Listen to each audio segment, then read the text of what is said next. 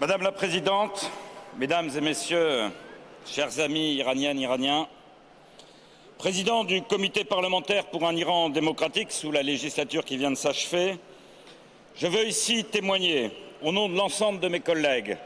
de la constante mobilisation des parlementaires français réunis dans ce comité au-delà de leur sensibilité politique, sur leur vigilance et leur exigence sur la situation des droits de l'homme et du respect de la démocratie en Iran, comme de leur dénonciation constante du rôle déstabilisateur que joue l'Iran dans cette partie du monde depuis maintenant près de 40 ans. La France, patrie des droits de l'homme, ne peut, ne doit, ne restera jamais silencieuse devant les graves atteintes aux droits de l'homme en Iran. Elle devra conditionner la poursuite des relations diplomatiques et économiques avec l'Iran au strict respect par le régime iranien des principes fondamentaux de l'humanité, des principes fondamentaux de la démocratie. La France, membre du Conseil de sécurité, devra rester d'une fermeté extrême vis-à-vis du régime iranien, d'abord comme l'a été le président Hollande lors de la négociation de l'accord sur le nucléaire iranien, dont elle doit veiller à une scrupuleuse application, et ensuite sur le rôle que joue l'Iran et que continuera hélas à jouer l'Iran dans la persistance de ses attitudes agressives et belliqueuses dans la région.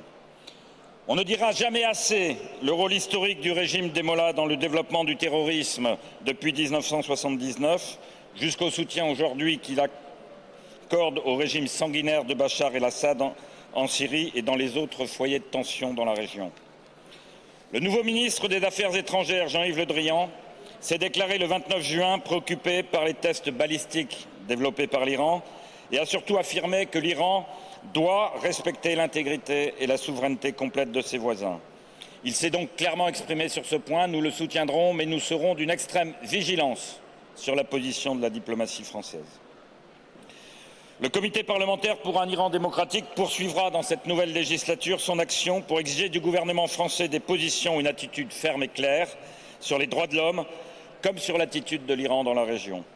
Il veillera à l'avenir, comme par le passé, à ce que les droits de la résistance iranienne en France soient respectés et ses membres protégés, et qu'en rien, la France ne cède jamais au chantage des mollahs qui ne rêvent que de bâillonner l'opposition démocratique iranienne.